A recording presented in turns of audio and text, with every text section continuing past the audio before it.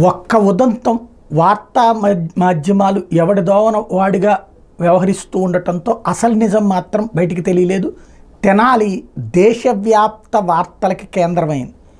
ఆంధ్ర ప్యారిస్గా పిలువబడేటువంటి తెనాలికి సంబంధించినటువంటి శాసనసభ్యుడు అన్నాబత్తుని వచ్చేటప్పటికి ఇప్పుడు శివకుమారు దేశవ్యాప్తంగా ప్రాచుర్యంలోకి వచ్చేసారు. ఎందుకు అంటే పోలింగ్ బూత్లో ఒక సామాన్య ఓటర్ చేత చెంపదెబ్బ తిన్నారు.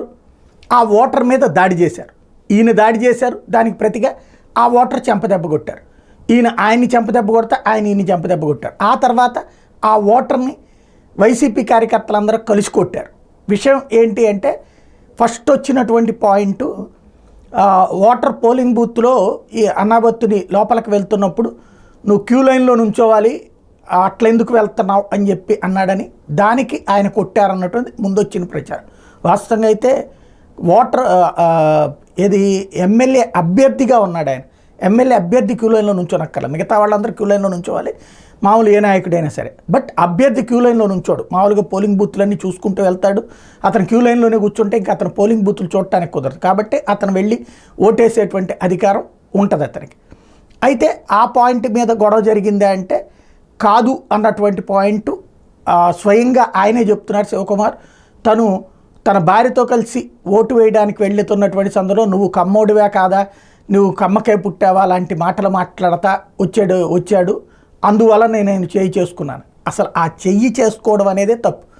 అట్లాంటి మాటలేదన్నంటే పోలీసులకు కంప్లైంట్ ఇచ్చి అతన్ని అరెస్ట్ చేయించాలి, కేసు పెట్టాలి. నేను పోలింగ్ బూత్ లోపలికి వెళ్తున్నప్పటి నుంచి బయట దాకా అతను అట్లాగే అంటూ ఉండటం మూలంగా నేను చేయి చేసుకున్నానని వివరణ ఇస్తున్నారు ఆయన. కానీ ఆయన చేసింది తప్పు. దాడి చేయడం అన్నటువంటిది ఖచ్చితంగా తప్పే. ఒక్కసారి ఆయన చేసినటువంటి దాడి, ఆయన ఇచ్చిన వివరణ ఒకసారి విందాం. దీనిలో ఉంటే మరి అందుకే కదా ప్రజలందరూ ఈరోజు కమ్మ కులాన్ని ద్వేషిస్తుంది.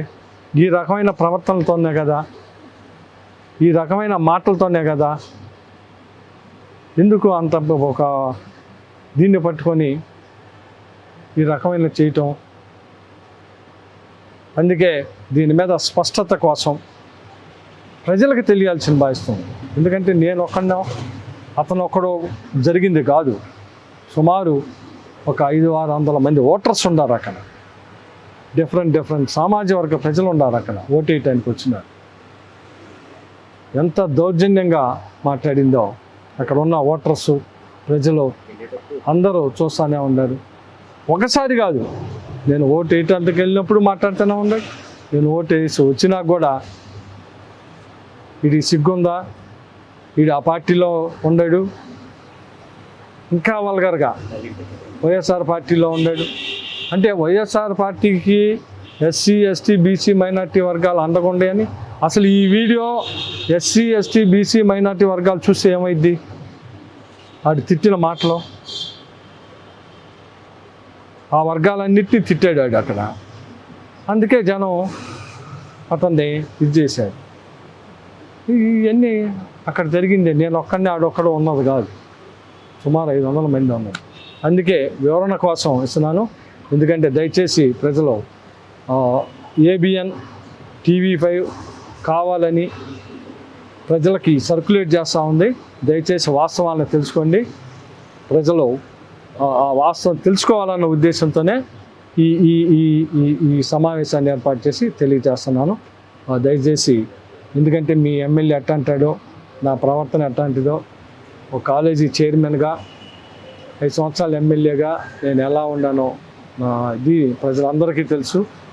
కొన్ని వేల లక్షల మంది, ఎందుకంటే నేను లోకల్ స్థానికుడిని. వీళ్ళు ఎలక్షన్ కోసం వస్తారు, ఎలక్షన్ కోసం పోతారు.